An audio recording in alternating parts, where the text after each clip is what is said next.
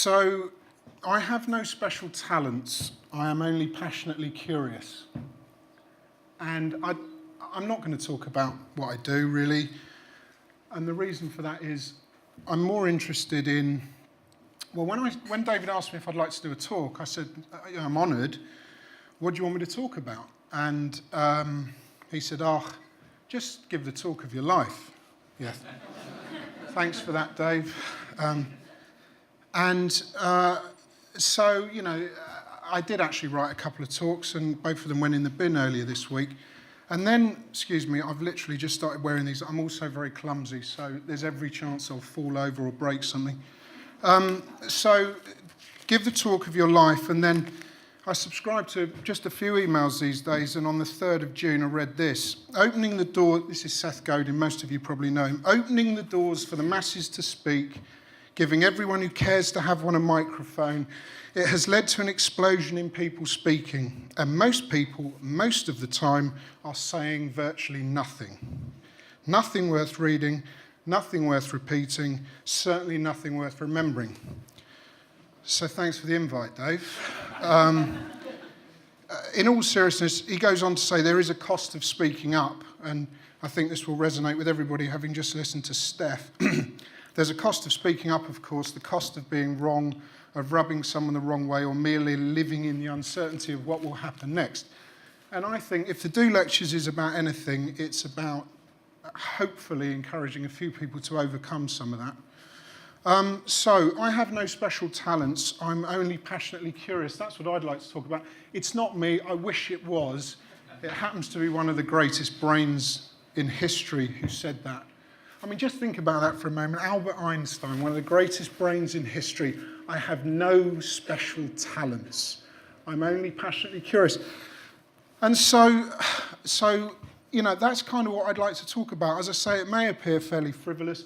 One of the things I love about it, I've got 4 kids. That hasn't come out very well, apologies. But, you know, for me, curiosity, it's about the sense of wonder. It's about sizing up what our next action might be. It's a thing that should be nourished and encouraged and nurtured. And, it leads to all sorts of things. I think it leads to inspiration. It leads to creativity.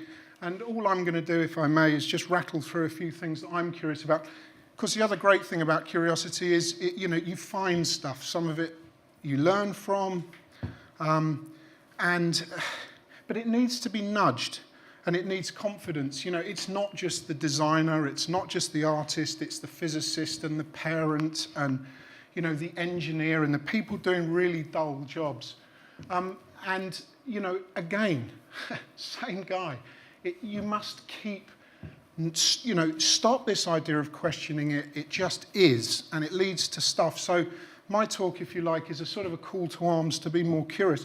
And this is my, actually, this is me trying to pretend I know how to make things on Keynote, but I think it leads to inspiration, and then I think it leads to creativity, and then that leads to you doing cool stuff. And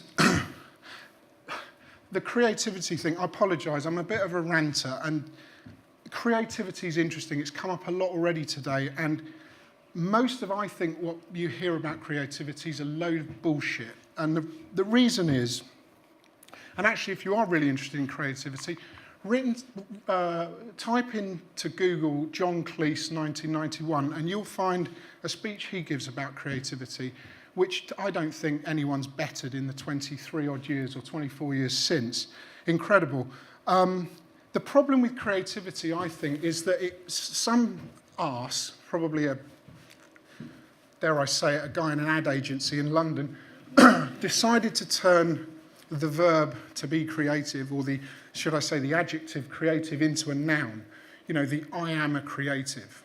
And all that's done, I think, for a lot of people is it's created this barrier to people actually believing that they are. Well, we all are, and therefore it's just about allowing yourself to do the things that you do. It's not in the ownership of anybody in particular.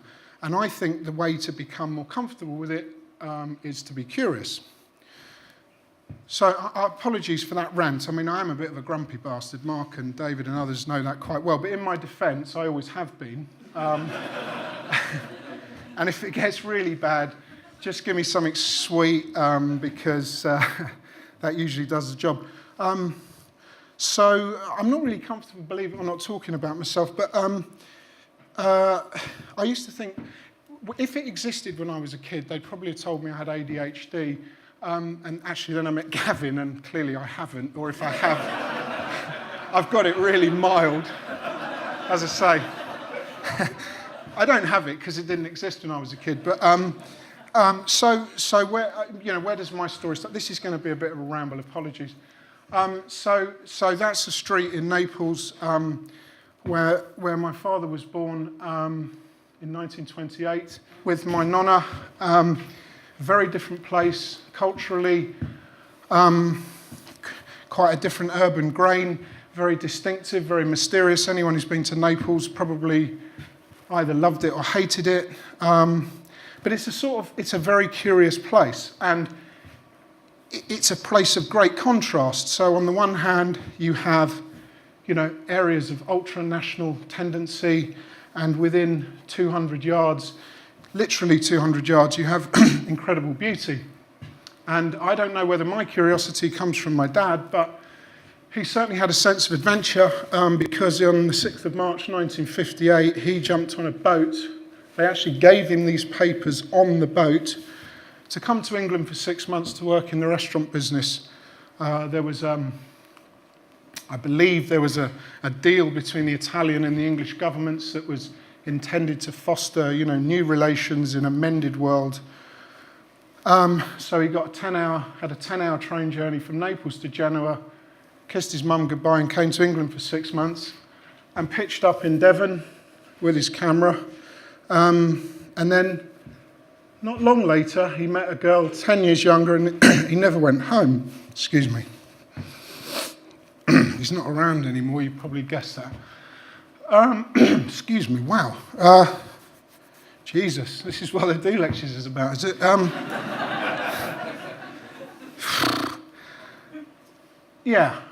Still a bit lost without him, to be honest.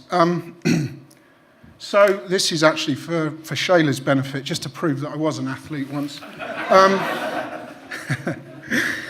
Actually, I've got to share something with you about football. As we're just about to approach the World Cup, and we're going to watch all these overpaid princesses rolling around on the floor. And how's this? As I say, I look for strange stuff. There was a guy in ancient Rome called Gaius Appuleius Diocles. He was a charioteer, and around 200 AD.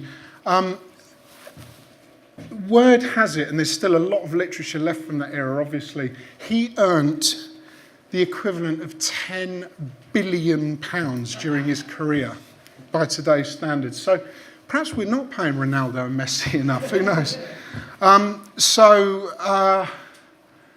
So yeah, I was a kid, I loved sport. I'm basically just going to kind of gallop through some stuff that I find interesting, if that's all right. A bit of a sort of, a minestrone soup of my own curiosity. And it's just visual. I hope the shots look all right. Whoops. So for me, it starts with the natural world. I love being outside. Andy can tell you more about this, but 3.85 billion years of research and development, most of the answers we probably need are out there. We've just chosen to ignore them for a long time. And, it's a wonderful place. I'm minded to quote, she's probably been quoted before, but Janine Benyus, sort of the mother of the study of biomimicry, who, in response to people telling her how clever they were with some engineered solution, said, "Imagine designing spring." Which I think is quite nice. So I like hanging out by the fire. I'm making stuff. Never happier, ironically, for a guy who builds buildings, never happier than under canvas, or preferably under nothing whatsoever. And Thoreau knew exactly what was what. You go to the woods because only the essentials matter. If I'm really lucky, occasionally I get to go out and play with my toys in the woods. So people talk about the long, hard route, the easy route. I'm going that way. And So where do we look for this kind of what am I curious about? What should we all hopefully be curious about? Well, the answer is everything, in my view. You know, urban places, Steph will know this building. Take a trip to the ditch for the day and find all sorts of crazy stuff. Go to Brighton. I'm a very big fan of this structure. Go to Brighton to the day to take a couple of pictures of the old West Pier and find that. I mean, how good's that? On a toilet door. Look out for delightful things every day, everywhere. You know, the mundane and the everyday. Just be curious. Always be looking. See things the other way around. I love mavericks. I love contrarians. It's probably why, well, we'll leave it at that. Get in close, you know, go to mundane places. That's the arse end of a shitty office building in Brighton, but somebody's felt passionate enough about what they're into to make it look interesting. And it's not just the obvious places. As I say, Brighton's a very cool place. Everybody knows that. This is in Reigate. I mean, you know, there's probably more bankers per square mile in Reigate than anywhere else in the country. And you find the Cray twins, great. Shapes, colours, contrasts. You know, the idea of always keep your radar on interesting juxtapositions and patterns in everyday stuff, contrasts. And I think also it's just about questioning the hell out of everything. Eileen Gray, for anyone who's into furniture or architecture, was a bit of a legend. Question everything. I mean, I don't know if you can see that. Sorry, Sean. Anyone ever wondered why the Italian flag is green, white, and red? Well, there's your answer. And books. I mean, I love books. I'm passionate about books. These are the books that I've either tried to read in the last couple of months or currently in the process of reading. Cicero, who's another great Roman writer, I studied a bit of ancient history, but he talked about curiosity being a passion for learning. He also said that a room without books is like a body without a soul. So if anyone over a beer wants to try and convince me that Kindles mean shit, I'm up for a listen, because it's not the same. Reflections. Anybody know what building is reflected in that, out of interest? Temple of Greed. Yes, it is. But, you know, just try and maybe look at things the other way around. Look up. That was actually, I just happened to be out. That was serendipity, which is a wonderful thing. I love serendipity, but you know, if you want to see synchronicity in action, careful planning, and kind of maybe curiosities like that as well, because you have to make the space to go out and find new stuff. Study classic buildings.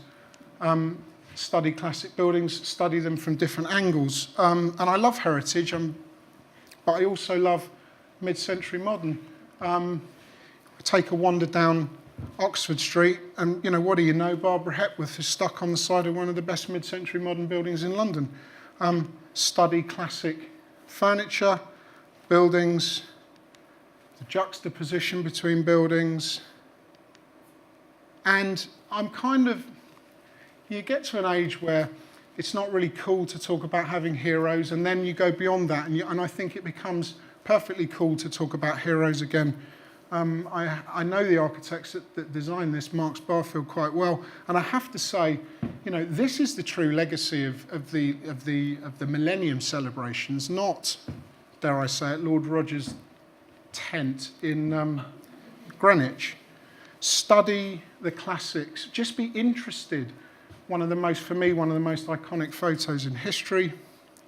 And go and have a look at what Stuart Brand, who's just an incredible guy, talks about the low road buildings. Obviously, that's very relevant to me, but this is a hut on a beach. This is a hut on the Hardangervidda Plateau in Norway. And because they're often wonderful creations themselves, and well, look at where we are. You know, these are buildings imbued with spirit and character, full of stories,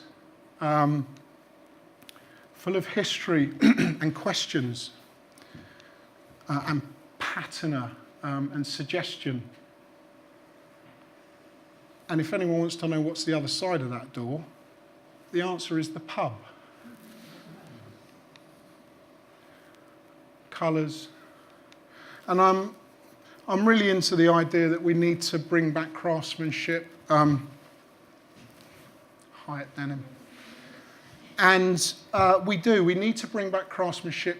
In my business, we need to bring it back at all levels. It's not just something that should be the preserve of the most expensive spaces, because it's a wonderful thing. Craftsmanship, almost for its own sake, for me, is good enough. But when you've got something that's properly made, that will improve with age, it's got attention to detail, great materiality, it's a wonderful thing.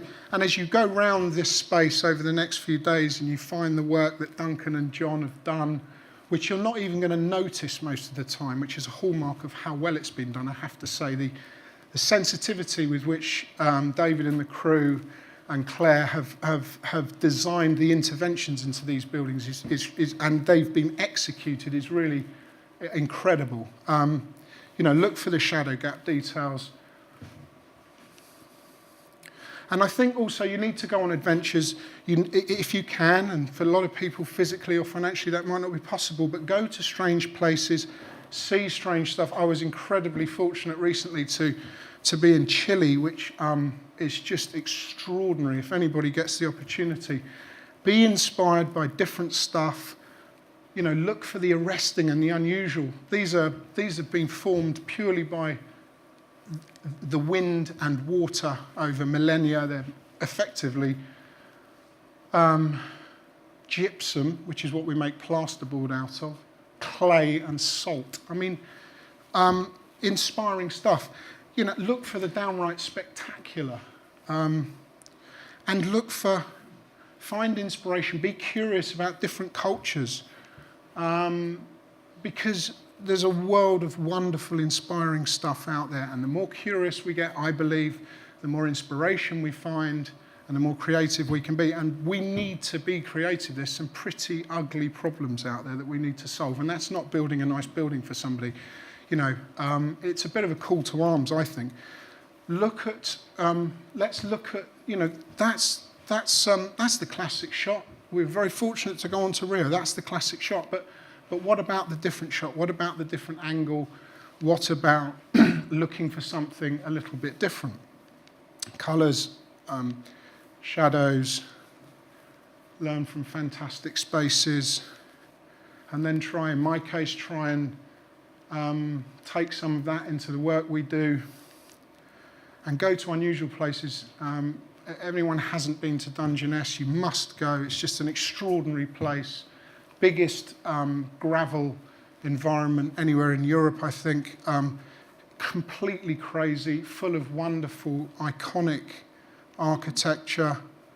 You might be fortunate enough to find, this is Derek Jarman's house on a good day, old film director. I can't profess to know much about him, but he was clearly quite a crazy character. And study the work of people that you admire. This is a development by a business called Urban Splash, who I have a great deal of admiration for. Royal William Yard in Portsmouth, a wonderful regeneration of Grade 1 listed buildings. And you'll find weird stuff going on. And that's cool. Because actually the cool shit happens at the edges. It doesn't happen in the middle. Weird is good. Weird is really good. Always be seeing. You see, the thing is, it's not just about looking, it's about what do you see? What does the owl see? I mean, this always tickles me. I don't know what it looks like. Yeah, that's not a crow or a bird, it's just a weird bit of tree trunk.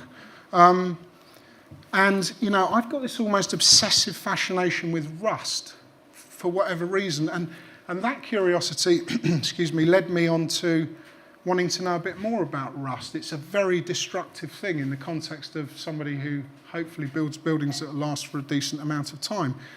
And then you find that it gets used occasionally. This is rust on the flange of a piece of steel, deliberately so. And what you find actually with certain types of steel is that rust, after a certain point, becomes a protective barrier to the material, and it can be used in the appropriate context in a really beautiful way. So that's just curiosity. Architects and those that are more au fait with Core 10 steel than me will tell you it's a very expensive material to work with, but beautiful. And I'm right up for. I'm a big Paul Smith fan. Actually, can't wear any of his clothes, too big. But I can't tell you how much admiration I've got for him. Probably the most humble yet brilliant English designer of my lifetime. He's just opened a new store a couple of months ago in Albemarle Street in London. Go and have a look. It's totally sensational. This is cast iron, which has been made specially by a business called 6A Architects, took his sketches and have used it as a sort of a modern reinterpretation of the use of cast iron in London, which is very prevalent around the West End in railings and so forth. I'm a sucker for black brickwork anyway. But what's so magical about this is that if you look really carefully, really carefully, eventually you find this, and you find this. And they're at pavement level, and they're about that big, maybe that big. That's a guy who just knows what it's about. Am I all right for time? Okay, keep going. So that's just some stuff that I'm kind of quite interested in. Lots of things piss me off, but it probably wouldn't be polite to talk about them now. But one of them is how little respect, if you like, people that do what I do, and I am by no means perfect. I built a lot of shit in my time. Give to design and how important it is. We try and do decent stuff. That's okay. That's quite odd, but it's perhaps better than standard. And those were some time ago. But I love this idea, John Ruskin. When we build, let us think that we build forever. And here we are in a space, as I said, imbued with so much spirit, just been repurposed, now getting a new life. And that can only happen if you pay enough attention to the materials you use, the simplicity of the design. And that's what hopefully we're trying to do. I'm not going to talk a lot about what we do, but this is awful, right? I mean, isn't it? This is awful. And it was only built in the mid-'80s, and I won't tell you how much money my business had to pay for that to transform it. But that was a house, and we turned it into that. And I think that's probably a little bit more designed. I don't know whether you can see these properly. Shadow gaps, boys. I love a shadow gap. Carpenters didn't, but blah, blah, blah. But simplicity of material palette and interesting things happening with light and shade. I love the idea of simplicity. Simplicity is the ultimate sophistication. That was Leonardo da Vinci, that's not me. Zinc, we love zinc. And then, mundane materials, good quality mundane materials. I mean, these are just granite sets, obviously. But then, what happens when they relate to something else? Should you think about that? Well, we did. We thought about that. You've got an interesting fence, and then you get lovely extra things going on, I think, beyond the norm. And so as developers, hopefully that's a sort of consideration that we give and that everybody should give to the spaces they make, because at the end of the day, I'm guessing that everyone in this room lives in something that's not a plastic bag, dare I say it. So, the built environment does affect all of us in a big way. Architecture is kind of the most democratic of the arts, really, because it gets forced on you. You don't choose whether or not to consume it. So a call to arms to the architects as well to design better buildings, and then we can make better spaces and places for people to hang out in. I'm very excited about this, which we're just about to start playing with. We're not going to start playing with it, we take it very seriously, but this is the remnants of a Victorian lunatic asylum near where I live, built in 1882, in absolutely immaculate condition. So we're kind of going to try and do as little as possible with it. So I'll just end, if I may, with a call to kind of be curious, be childlike, see the abundance of inspiration around us. In a place like this, it's very easy. And look in new places for new things and new angles. That's it. Thank you.